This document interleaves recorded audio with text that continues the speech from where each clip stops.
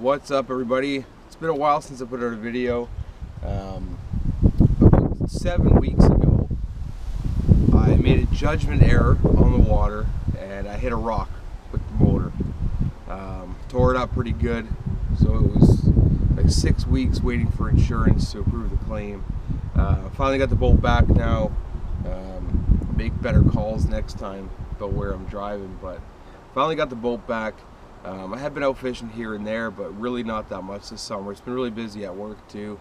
Finally got the boat back. I'm ready to rock. I'm going to kind of do a recap of the Bronzeback Cup that we did this weekend. It's only the second 3-day event I've ever done, and I was excited going into it. I said I was really busy at work, and I got my boat back 2 days before the tournament. So I went out Wednesday for about 3 hours before I went to work in the morning just to scout a little bit. We had a couple areas I didn't even want to bother checking. I figured there'd be fish there. I wanted to find some different water, and I checked one area and full of like 3-pounders, 3 3¼ with the odd 4-pounder. We figured we could use that for, you know, like a quick limit and then go look for big fish. And I found 2 other spots. So the one was just kind of a rocky area, and I only saw 3 fish on it, just on like one quick pass. I saw 3 fish. One was a high 4, one was a mid 5, and one was a high 5, maybe a 6-pounder. So those are good fish, but I didn't know really how consistent that area would hold fish. There wasn't really a lot of structure. It was just kind of a small pebbly bottom. The other spot was a weed bed in about 10 feet of water, and there was a bunch of fish there too, and they were big, like, you know, 5-pound average kind of thing, maybe 4.5 pound. Regardless, they're bigger than most areas in the lake on average. And so tournament day rolls around, and Sebastian and I make the run up to the first spot, the 3 and 4-pounder spot. We fished for about an hour, never saw fish, like not one fish. 3 other boats rolled in there at the same time. You know, Darren Azubi and Matt Pizzetta were one of the teams. They didn't end up doing very well on that first day. So we left there and went to the rocky area where I'd seen the big fish before. Now, I had hooked one of them and seen the other 2 like the day prior, throwing a spinnerbait, burning a spinnerbait. And so I'm chucking a spinnerbait around, nothing. And Sebastian tossed a tube out. First cast with a tube, he catches like a 3-pounder, and there's one probably close to 5 swimming with it. So we get the 3-pounder in the boat, and we're fishing around for a while, nothing. Fished it back again, that same stretch, nothing. So we went to the other spot, the weed bed, and big fish were still there, man. Like, there were big fish there, we could see them, and they wanted nothing to do with anything. They were just cruising around. You toss a bait in front of them. We tried everything in the boat to get these fish to go, and they wouldn't bite. But where Sebastian had caught that fish earlier was about 10 feet of water. Where this weed bed was about 10 feet of water, and they were all sitting on a transition. So these fish were sitting on the transition between the weed and the sand, and the other spot, he caught that fish on the transition between that pebbly bottom and sand. So we knew they were related to transitions in about 10 feet of water. We made the decision to make a run to the other side of the lake, to an area we had that had some rock piles in about 10 feet of water. We figured there should be some fish there. It was about 1 o'clock before we got there. We had to leave at about 3 for check-in. So we went there and started chucking the spy baits around. Now, this bait played huge for us all weekend. We caught fish on this every single day of the tournament. This one's made by Duo Realis. So essentially, what it does is just kind of shimmy in the water. It's very subtle action to it, It's got the little blades that spin. They don't really make a lot of sound, but they push some water. The little hooks on it scare me. They're tiny little hooks, but when you pin these fish, you really don't lose them. So we caught a couple fish on this. And then once we get up to the rock piles, I'd start throwing a drop shot. When I throw the drop shot, we'd really soak it. We'd spend a lot of time on bottom. And I've already got this stuck in here to show you. So what I had for the drop shot, mixed up a couple baits. This one's a hand pour goby style. Got a Berkeley Fusion #2 Aberdeen hook. It's a straight shank. When you stick them in the roof of the mouth, you really don't lose them. One of the keys for me was the Tungsten Invisashot drop shot weight. So this thing here is painted green pumpkin. The water's so clear here. You know, we're running light fluorocarbon leaders. And that green pumpkin weight, I think, blends into the bottom. It's not shiny. It's tungsten, so on the day, like day 2, when it was really windy, you can really feel better when you're dragging between that sand and you hit the rocks. You can feel the bottom composition change when you drag that over, when you're using tungsten over lead. So that played huge for us. We mixed it up between 6 and 8 pound fluoro. I prefer to run 8 because you don't break as many off, but sometimes you need to run 6. The water's clear, the fish are wise, and it is what it is. So we ended up getting most of our bag on the drop shot. Anyway, so we weigh in. This is what happened for the weigh-in. Team number 3, Sebastian Roy and Steve Rothbottom. All right, another home team, ladies and gentlemen. One of the first guys to jump on board, and I would think, Sebastian, you ready, buddy? It was a tough day today. It was tough. You know what? I sometimes think being a home guy or the guy close to is probably the worst position to be in. Yeah, it's our home lake. We have enough experience between the two of us. We're able to find some. So okay, you should be very happy right now. Vita, today's weight, 21.15. Are we taking the lead? We're cutting in second place right now. All right, so Rita, what are we in? Currently in second place. And currently in second place, according to her. So tell us what are you gonna do tomorrow? What's the game changer? What's gonna make it happen? Nothing. When I fish with Steve, we don't change anything. We just go fishing. That's the key because he wants to go right. I want to go right. I want to go left. So we butt heads, and so every time we fish together, we just say we're going fishing. We're going to have fun. Sometimes that's a good thing, right? So do you think you have to change up? Hold up a fish for our folks so we can get them back in the water, and then I'll have a little interview with you guys. And so we're going to show you small. Oh, man, your wife's going to kill you. All right, that's a huge smallmouth bass, and I don't know if he's 5.9 pounds, but he's a beautiful fish. Come on, ladies and gentlemen, let's put your hands together for these guys. Job well done. Are you representing Bass Pro Shops or Cabelas here today? Both. Both. I like that. Come on, dude. I can't hear you guys. Put your hands together. my family for giving me the time off to do it. You gonna say something? I want to, and I want to fishing, and I want that all the fish. All right. Let's give a big round of applause. You know what he wants. All right, high five, buddy. I hope you're going to put it together. All right, so we weigh just over 21 pounds. My son Henry was up there. It was cool to bring him up, man, because he's never been to a weigh-in of mine. I haven't done many tournaments lately at all, and I enjoyed having him up there. So we're getting ready for day 2, and we're panicking because the drop shot baits that we were catching them on, I had 2 left. That was it. So, like I said, I have these molds at home that I made, and I don't have plastisol or any of that. I made the mold so that I could melt down my old plastic and reuse it. So we're scavenging Sebastian's garage for plastic in the color that we wanted. In this case, it was like a green pumpkin with a gold and purple fleck, which turned out to, it worked, but we caught them on other colors throughout the day anyways. Like this is the mold right here. It's just a fiberglass resin. I've got, you know, a couple different goby type baits in here that I can use. So if you want to learn how to make that mold, comment below, and I'll do a video showing you how to make that mold. It's really simple. It'll save you a lot of money reusing plastic too. So I get them ready. I get this whole bag poured, and we're ready to go. Fill the bag with some goby sent by Set the Hook Baits. Just let it soak for the night. Salt as well. We're ready to go.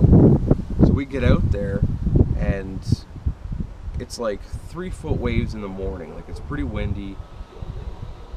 Long run, and Sebastian's a maniac. So we're doing like 65 miles an hour through this stuff, and hot on our heels is Ryan Johnson, who was leading after day one. So we hadn't got to the one area till the afternoon on day one, and apparently he had fished there in the morning on day one. So it was a mad scramble for us getting there, and I think egos got involved a little bit. So we're all going a little faster than we should have given the conditions, but we get there at the same time.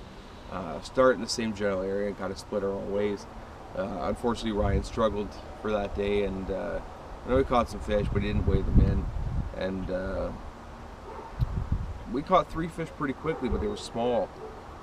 And the waves got bigger and bigger and bigger, and we're in like 4-footers all day. And we're tossing this drop shot out, and we're throwing the spy bait, and we didn't catch a fish again from 9 o'clock till about 1 o'clock, but we had nothing else, and the water was way too rough to really run around looking, so we decided we were going to stick it out and just hope they showed up. About 1 o'clock they started to show up. We hit a couple on the spy bait, we hit a couple on the drop shot, and scraped together a decent bag, but the weather kept getting worse and worse and worse, and we gave ourselves an hour and a half to get back, and we had all kinds of problems getting there. So give ourselves that hour and a half, we take off, and we're going as fast as we can safely go. And as we get further into the lake, the waves are getting worse, like 6-footers. We saw the odd 7-footer, maybe an 8-footer. Like, it was nuts. But at one point, the strap for Sebastian's trolling motor comes loose, so I scoot up front to strap it down. Well, that extra weight on the nose of the boat pushed it down into a wave, so we got swamped. The wave washed right over me and like filled the boat.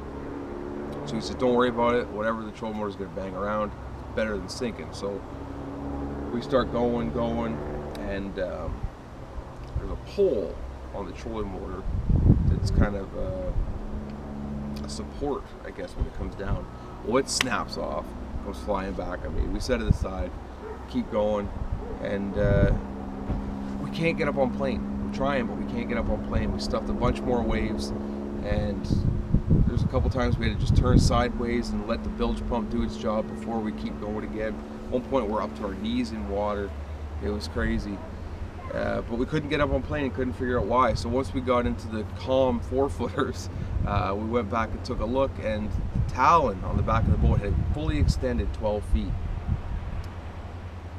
So in these 4-footers, we're grabbing, ratchet sets, and we're disassembling this 12-foot talon in 4-footers. We just started snipping wire, like do whatever we can, because we're gonna sink if we can't get this figured out. Laid it up on the front of the boat, and made it back with a couple minutes to spare. So that was exciting. Didn't think we had much weight, and this is what happened. It's team number 3, Sebastian Roy and Steve Rothbottom. They Are you weighed nervous? in 21:15 yesterday and need 18:10 to take the lead. I got a pretty good idea of what they got. All right, let's see. 20 pounds taking the lead. Let's give a big round of applause. There's the new leaders right there, ladies and gentlemen. Sebastian, you're going to hold a couple 2040 fish for takes us. the lead. And we're going to say goodbye to our gentleman here on the side. Is there anybody you want to thank before you go, buddy? Everybody, you guys for putting on a great show, coming to the city of Barrie, and just putting on a good event. Lots of great people around, and good fishing. Thanks, buddy. Job well done. Okay, Sebastian, we're going to weigh that for big fish. Currently, Total big weight fish. 41.55. 41.55. Come on, ladies and gentlemen. Let's give a big round of applause. There's a new leader Takes right the there. big fish And at big fish 5:15. at 5:15. Buddy, you guys are rocking it right now. How you feeling? Beat up.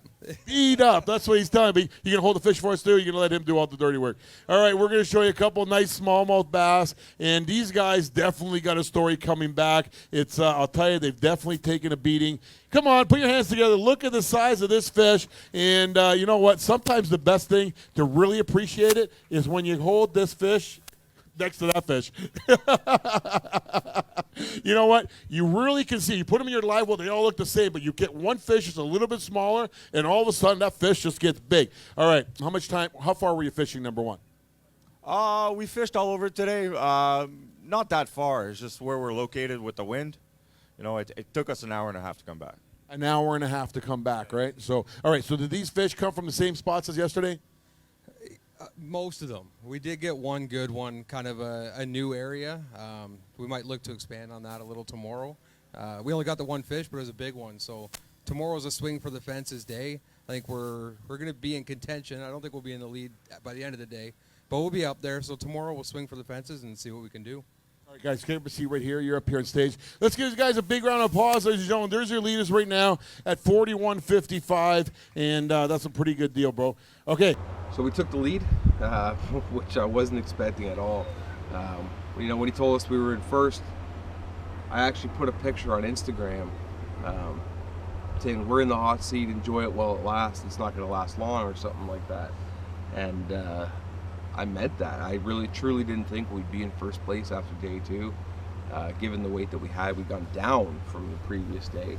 And going into this tournament, I was expecting like 72 pounds to win. So like 24 pounds a day.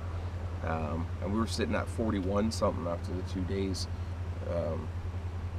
So yeah, we were lucky to be where we were. So day three, our plan was to just live and die by that spot. I knew we still had those big fish on the weeds at the other side of the lake, and they were in the back of my mind, but we ran to our juice, and we flew there in the morning, man. It was calm. We're doing like 76 mile an hour.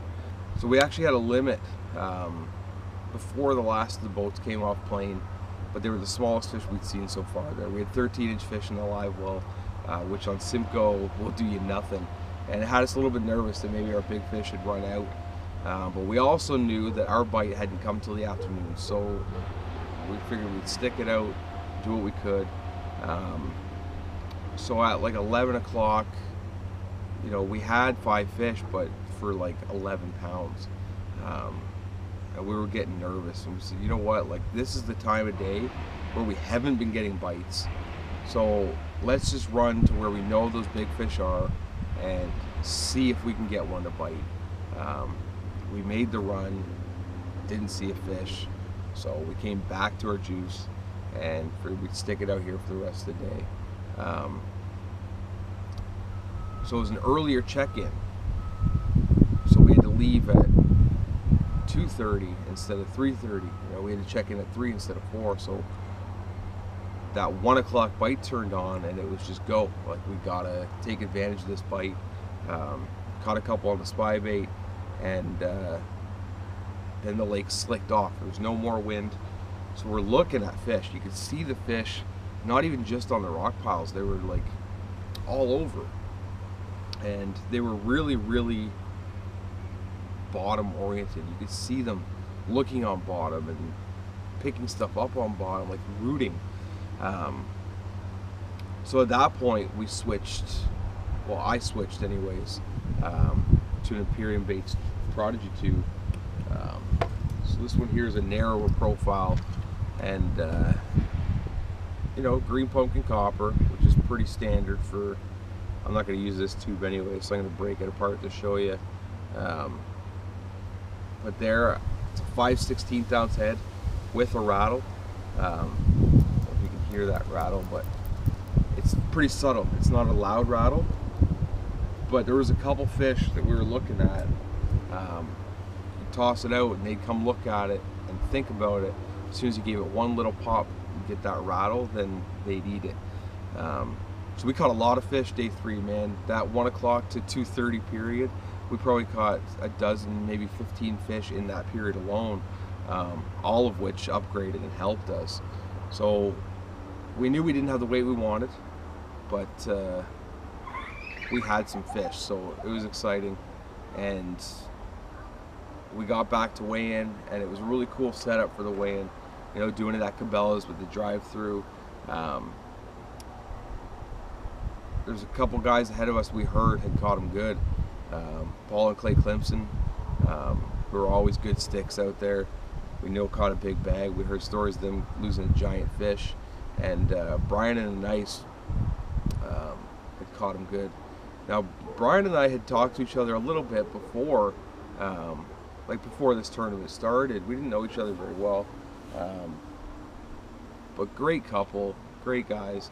And we actually heard stories on the beginning of day 3 that their motor had broken down, and they were only 0.05 behind us, like you saw.